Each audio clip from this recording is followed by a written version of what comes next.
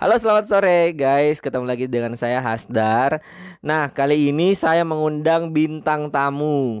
Nah, dia bukan YouTuber sih, dia itu lelaki dari Padang yang dulunya berasal dari vendor Sibiru juga. Jadi setiap saya podcast itu nggak boleh menyebutkan nama instansi ya.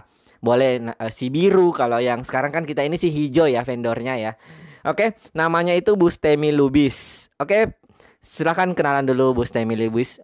Panggilannya siapa nih? Ya, halo guys. Panggilannya ini dengan saya Temi. Saya berasal dari Padang. Oh, di sini saya sangat berterima kasih sama teman saya ini Hasdar sudah mengundang saya untuk berbincang-bincang di sore hari ini. Oke, panggilannya Mas Temi ya. Jadi Mas Temi sekarang ini kerjanya di sama ya, karena kita satu departemen. Jadi departemen kami itu di Occupational Health atau di OH. OH ini berbeda departemennya dengan tim emergency. Kita lebih fokus ke arah medical check up ya. Jadi di klinik itu kita melakukan medical check up.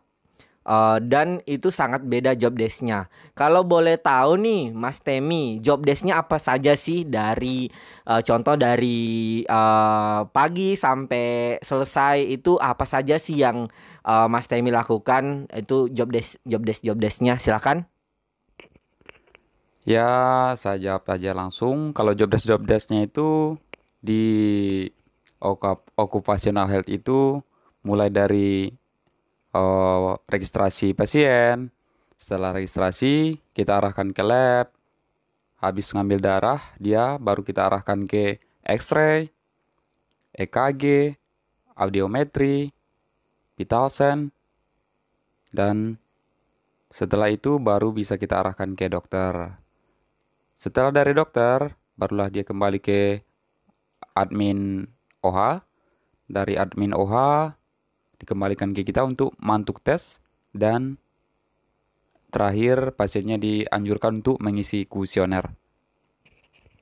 Nah, kedengarannya sih simple ya guys. Cuma sebenarnya untuk masuk di departemen OH itu sendiri ada kualifikasi khusus ya Mas Temi ya.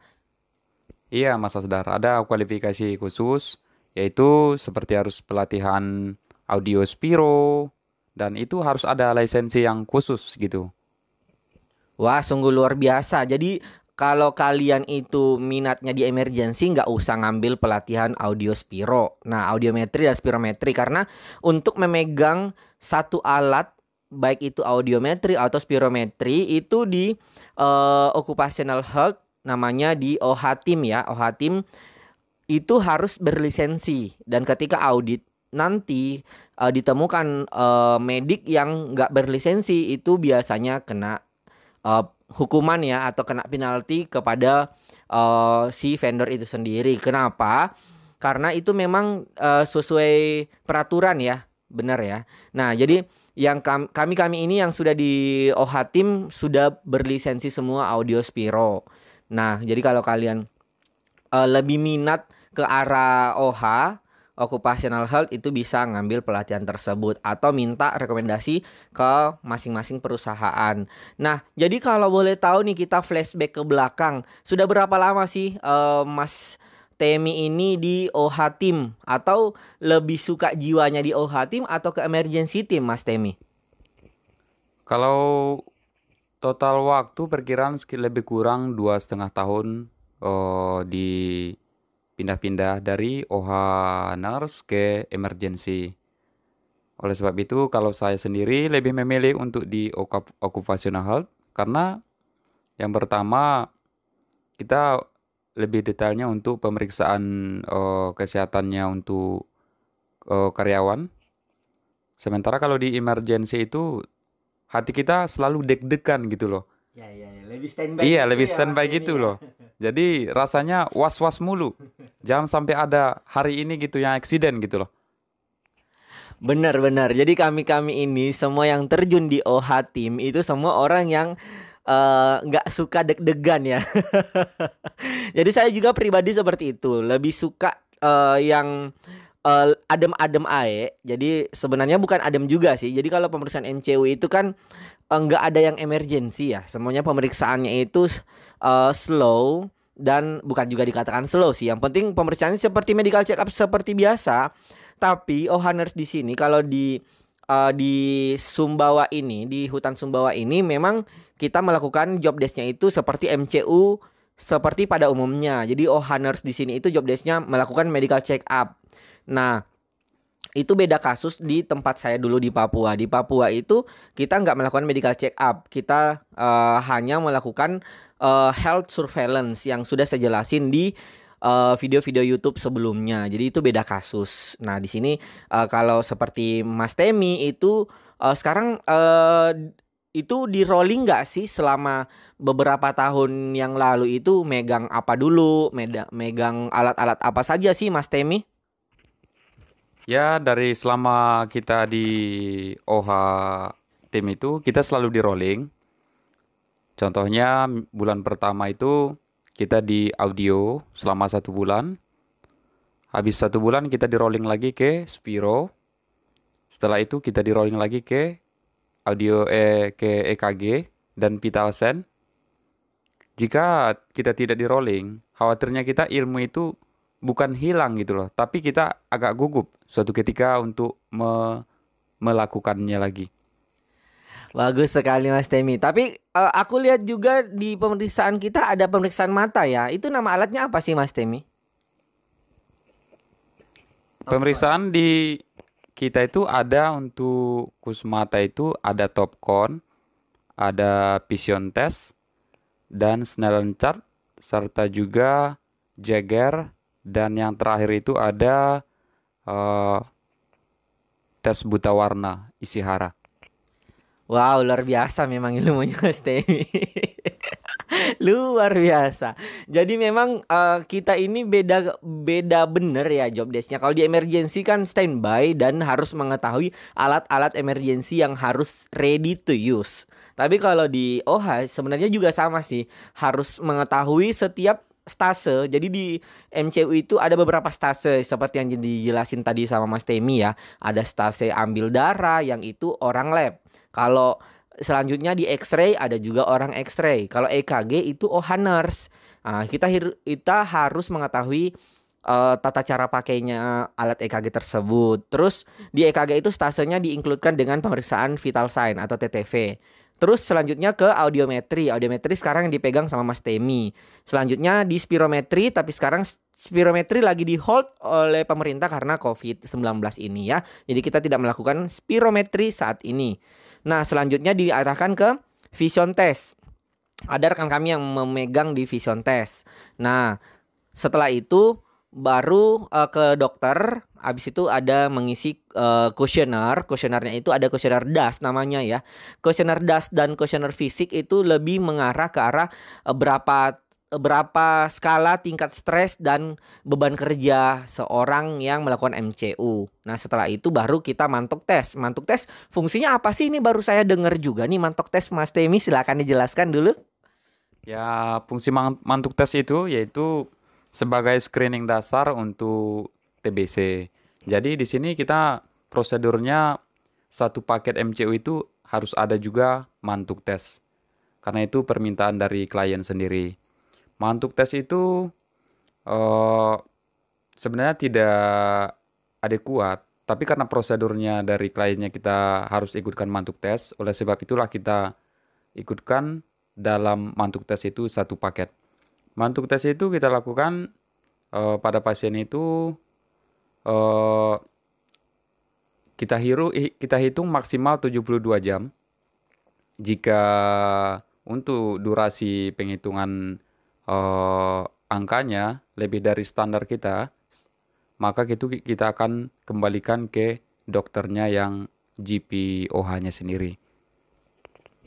Oke, jadi maksud daripada Mas Temi ini saya lurusin lagi ya. Mantuk tes itu alat untuk mengetahui seseorang tanda awalnya itu dicurigai kena TBC atau enggak. Itu karena apa sih? Karena kita hidup di hutan Mas Temi ya? Atau gimana? Ya, mungkin hidup di hutan berbaur dengan teman-teman dari luar juga gitu loh, Mas Sadar. Oh alah, jadi sebenarnya di daerah kita ini endemis untuk banyak yang TBC ya. Endemis itu memaksudkan banyak yang banyak angka kejadian TBC, kejadian malaria, dan itu ya kejadian-kejadian luar biasa, maksudnya KLB gitu ya. Nah itu jadi untuk screening itu sendiri itu yang dilakukan oleh tim OH. Nah sebenarnya bagus sih. Cuman saya mau nanya juga nih, kalau sudah 72 jam itu dicek apanya aja sih yang dicek itu Mas Temi? Ada tanda-tandanya nggak untuk orang yang positif dicurigai kena TBC? Silakan. Nah, yang seperti saya bilang tadi, pembacaan hasil mantuk tes itu maksimal 72 jam. Jadi di situ kita nilai ada 3 macam. Yang pertama, redness-nya, tanda kemerahannya. Terus yang kedua, itchy-nya. Itchy-nya itu yaitu sebagai, ada kita lihat sebagai kayak luka lebam gitu. Terus yang ketiga, blister, yaitu seperti luka melepuh, luka bakar. Jadi yang ketiga, itulah tiga-tiganya kita harus kumpulkan. Jika ada lebih dari satu yang positif, maka itu harus kita kaitkan juga dengan diameter pengukuran hasil dari mantuk tes tersebut. Mantap sekali ilmunya Mas Temi. Jadi dari mantuk tes itu kita ada beberapa klasifikasi yang disebutin Mas Temi. Nah ilmu itu luar biasa guys. Itu nggak akan kalian temukan di perkuliahan. Dan itu memang untuk update itu sendiri dari spesialis paru, beberapa mantuk tes di lain tempat udah tidak digunakan lagi sebagai alat screening. Tapi kan beda-beda tempat, beda-beda kriteria guys ya. Jadi itu tetap kita jalankan sesuai prosedur. Dan terus kita keluar keluar dari job desk deh. Kita mau tanya-tanya dulu nih Mas Temi. Mas Temi dulunya sebelum gabung di bendera hijau ini, dulu denger-denger ini ya sudah zona nyaman di si bendera biru. Seperti Mas Dika. Kenal Mas Dika ya? Ya, Mas Dika itu teman saya sendiri itu. Jadi Mas Dika itu, Mas Kunam itu sahabat baik lah buat saya, Mas Asdar. Maksud Mas Asdar di sini nyamannya gimana ini, dalam kategori gimana ini? Enggak, jadi maksudnya itu dengar-dengar kemarin tidak bisa move on dari bendera si biru. Berapa lama sih join dari bendera si biru ini, Mas Temi? Kalau saya sendiri lebih kurang 2 tahun join dengan bendera biru. Kalau si Mas Dika itu lebih kurang 3 tahunan lah dia joinnya. Kalau masalah nyamannya ya itu tergantung kita sendiri, Mas Asdar. Dimanapun kita bekerja, asal kita enjoy aja satu sama lain, maka akan kita temukanlah di situ kenyamanan sendiri. Tapi jika ada di tempat lain itu salah seorang yang jiwa dan karakteristiknya dia yang berbeda dengan seperti yang kita harapkan, itu kita maklumin aja. Karena dimanapun kita bekerja, pasti ada aja salah seorang yang kita temukan yang hal seperti itu, Mas Asdar. Luar biasa pengakuan dari isi hatinya Mas Temi ya. Jadi maksudnya ini memang dia sudah nyaman di bendera biru, tapi seiring berjalannya waktu dia juga akan nyaman dengan bendera hijau yang baru gabung ini ya. Saya juga sih sebenarnya dulu dari si hijau lalu kembali ke hijau lagi. Aku belum pernah gabung dengan si biru ya Mas Temi. Nah kalau dibanding-bandingkan nih, apakah jika nanti Mas Temi lulus jadi PNS akan meninggalkan dunia tambang ini atau tetap di dunia tambang? Sebenarnya tujuan saya dari perkuliahan itu untuk mencapai PNS, Mas Asdar. Tapi itu saya serahkan kepada Allah. Biarlah Allah yang mengatur untuk jalan ke depannya. Tapi saya berharap banget semoga Allah memberikan saya kelulusan di PNS suatu saat. Jika saya lulus PNS suatu saat, pastinya saya akan meninggalkan dunia tambang. Tapi jika tidak lulus dalam kategori PNS suatu ketika, bisa jadi saya akan kembali lagi jadi bekerja di dunia tambang dengan syarat istri dan keluarga memberikan ACC yang sepenuhnya buat saya, Mas Asdar. Nah, dengar-dengar juga nih Mas Temi.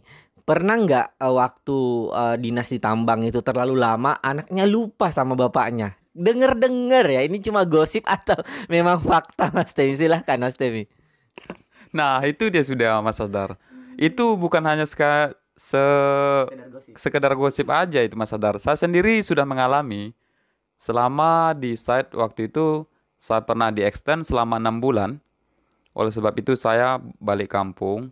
Pas ketika itu saya masih anak saya masih bayi. Ketika saya udah di rumah selama 3 hari berturut-turut saya mau gendong anak saya, malahan dia seolah-olah nggak mengenal saya gitu loh sebagai bapak kandungnya gitu loh. Sebagai orang lain Sebagai gitu. orang lain Waduh. dia anggap gitu loh. Sehingga dia nangis, ketakutan melihat saya. Oleh sebab itu, disitulah kita merasakan kesedihan kalau jauh bekerja dari keluarga, Mas Asdar. Nah, ini kasus yang sama dengan diriku ya. Waktu saya di Riau itu kerja di owner itu 6 bulan aku nggak bisa pulang gara-gara lockdown. Gara-gara lockdown ini, gara-gara COVID-19 aku nggak bisa pulang. Sama halnya dengan Mas Temi ini, dia di extend 6 bulan anaknya sampai nggak kenal bapaknya. Sama dengan diriku ini ya. Si Arham kecil itu terheran-heran siapa laki-laki yang datang tiba-tiba tidur di kasur dekat ibuku gitu. Nah, jadi perlu adaptasi lagi. Jadi ada kurang lebihnya lah kerja di tambang sebenarnya. Bukan kalau dilihat dari luar itu orang-orang lihatnya kita itu pulang-pulang bawa sekarung duit ya. Cuman mentalnya itu mereka nggak tahu kita itu di sini tersiksa batin dengan jarak. Kalau yang udah berkeluarga ya, apalagi punya anak bocah yang lagi unyu-unyunya, itu pasti lagi ini. Dan mereka nggak tahu ya ketersiksaan kita makan pack meal gitu ya. Jadi makanan kita itu sebenarnya makanan pack meal yang dikotak-kotakin. Dan itu gimana Mas Temi pengalaman makan pack meal? Silakan Mas Temi. Ya namanya kita di tambang ya makanan apa adanya, Mas Asdar. Jadi kita setiap hari itu 3 kali sehari makan, kita selalu dapat makanan yang namanya pack meal gitu loh. Dari segi nama gitu keren banget gitu loh. Awal-awal datang ke tambang itu kita makan pack meal 3 kali sehari gitu. Tiba-tiba kenyataannya kita cobalah selama seminggu pack meal gitu loh kan. Jadi kita penasaran gimana sih rasa pack meal itu gitu. Secara berjalan waktu mau tak mau kita jalani selama seminggu aja lumayan sih. Ujung-ujungnya lari ke Indomie, harus ada standby Mas Asdar. Kita harus berikan stok kita Indomie itu. Apalagi Indomie rasa soto Lamongan itu wajib banget rasanya ada di kamar itu Mas Asdar. Karena dengan adanya rasa soto Lamongan itu fresh banget jadinya rasanya lidah itu walaupun dengan nasi pack milik gitu loh Mas Asdar. Waduh, saya terngakak mendengar hal ini. Jadi awalnya itu memang kalau kalian sudah mencoba pack meal itu rasanya wow, itu wow luar biasa. Jadi isinya itu ada nasi, daging.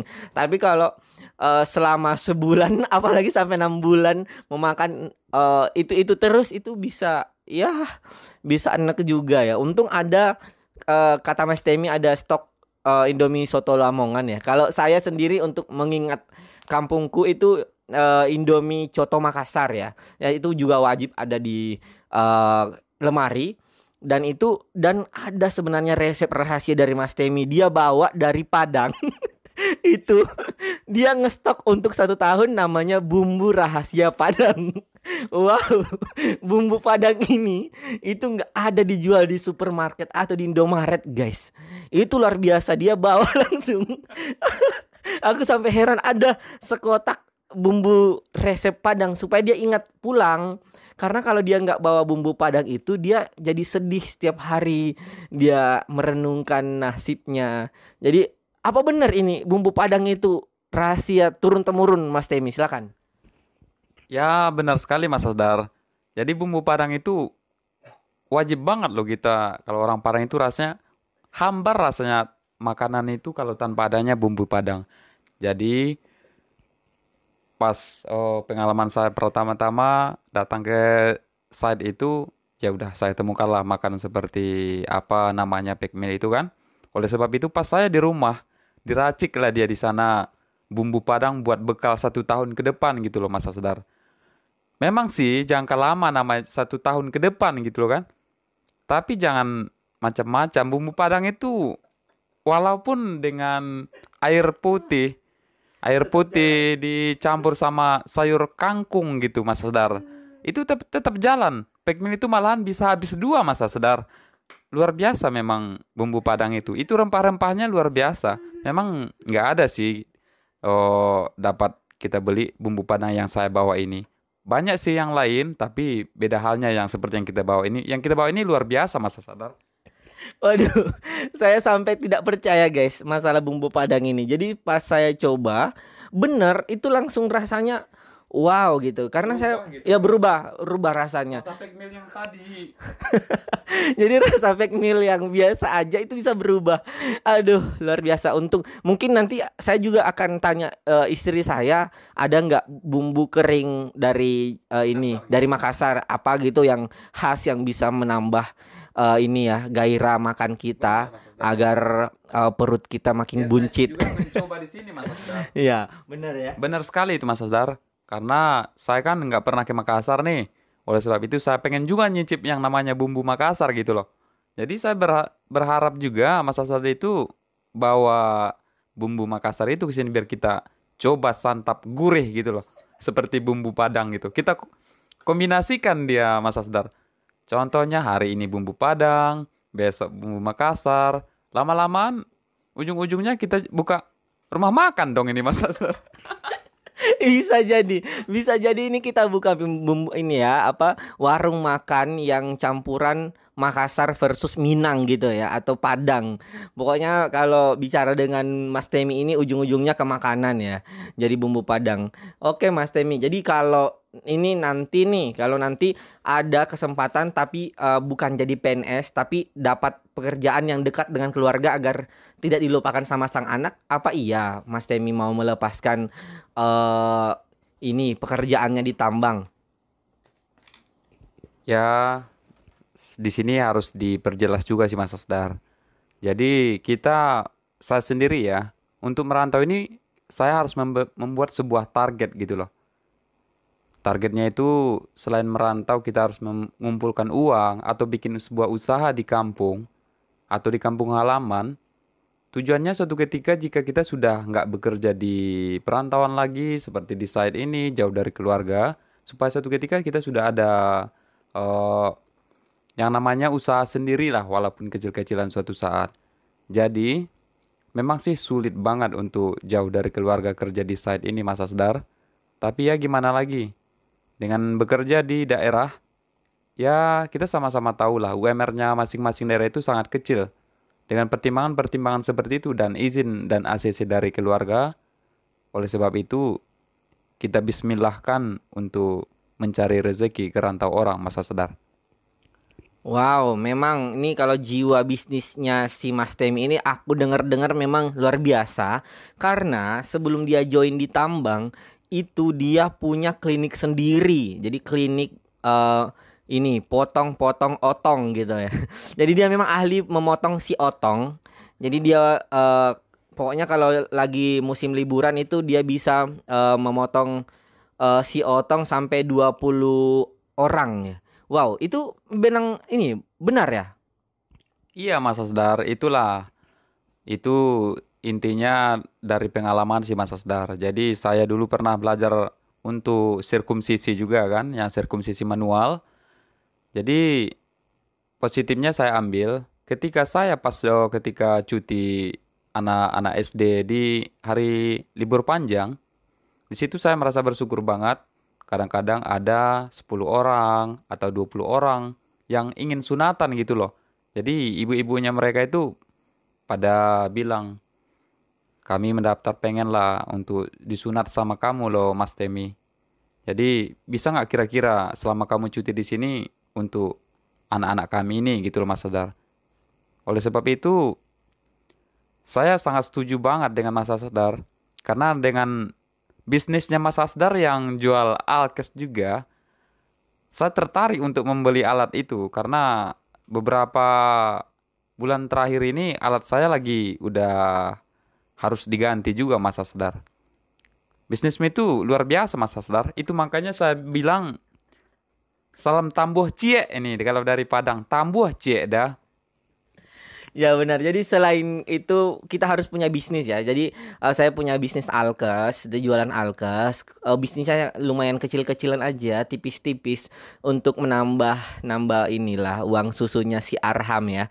Jadi apapun yang kita lakukan selagi itu berkah dan halal itu silahkan, jangan ragu untuk melakukan hal tersebut. Banyak juga tetangga saya mengatakan, kamu udah kerja di tambang udah banyak duit, kenapa jualan-jualan lagi? Jadi memang itu jiwaku dari kecil itu suka jualan ya. Memang karena saya dari keluarga yang tidak mampu dulunya, jadi jualan-jualan itu jual menjual itu kayaknya ini ya sudah mendarah daging di hidupku ya. Jadi memang seperti itu Mas Semi. Hidup kita itu rodanya berputar ya. Iya, Kadang di benar atas, sekali. kadang di atas, kadang di bawah, betul ya. Iya, Mas Asdar, itu benar sekali yang Mas Asdar bilang. Oke, jadi sepatah kata untuk anak-anak yang baru lulus atau teman-teman yang masih di rumah sakit, apakah Mas Temi ingin sarankan untuk ke arah kemana nih kalau bisa memberikan saran sepatah kata? Kalau saran dari saya sendiri ya alangkah bagusnya dicoba gitu Mas Asdar untuk jadi medik tambang gitu. Apalagi khususnya di bagian OH nurse gitu Mas Asdar. Karena itu kalau menurut saya eh itu pengalaman tersendiri yang sangat menggairahkan gitu loh. Dengan teman-teman baru dari manapun dia daerahnya, kita akan berkumpul di sebuah site itu. Oleh sebab itu, kita selain kan bisa nyimpan, bisa berteman dengan orang-orang baru, dapat pengalaman-pengalaman baru. Dan jangan salah, di bagian OH ini itu peluang untuk kedepannya sangat bagus sekali. Karena dengan adanya kita lisensi seperti Audio Spiro itu, peluang bekerja kita sangat gampang loh Mas Asdar. Baik itu di rumah sakit ataupun klinik-klinik di luar, ada untuk proyek-proyek MCU yang ada MCU-nya komplit. Itu sangat besar dan bagus banget itu Mas Asdar. Alangkah bagusnya dicoba sih kalau menurut saya gitu. Mantap sekali Mas Temi. Itu aja lah pokoknya, kalau teman-teman sudah belum join ke tambang silakan cari jalurnya. Kita intinya jangan kok ini pakai KKN ya, pakai kenalan boleh tapi nggak usah pakai duitan untuk masuk kerja, karena kita bekerja itu cari duit, jangan mengeluarkan duit. Jadi selama saya kerja itu tidak pernah sekalipun saya pakai sogok menyogok untuk kerja ya. Cuma pakai jurus ilmu orang dalam itu juga bisa kok. Pakai kenalan-kenalan, channel-channel itu, orang dalam kan itu namanya jurus silaturahmi ya. Itu bisa kalian pakai, cari celah orang yang mana temennya, atau bisa juga apapun deh, yang penting jangan pakai duit-duitan ya. Itu saran saya karena bekerja itu cari duit bukan untuk mengeluarkan duit. Benar kan Mas Temi? Benar, benar sekali itu Mas Asdar. Jadi kita bekerja itu untuk mencari duit. Selain mencari duit, ya kita mencari pengalaman Mas Asdar. Mantap. Oke, sampai di sini saja sore ini kita tutup karena kita mau menghilangkan perut buncit kami. Kami mau jogging dulu. Tapi tetap sesuai protokol, kita tetap pakai masker. Kalau capek hinggap sejenak atau duduk-duduk sejenak. Yang penting kita juga mau olahraga, tetap kuat di masa pandemi ini, tetap stay health dan jangan berkerumun, tetap pakai masker guys. Kita mau jogging dulu. Wassalamualaikum warahmatullahi wabarakatuh. Bye bye.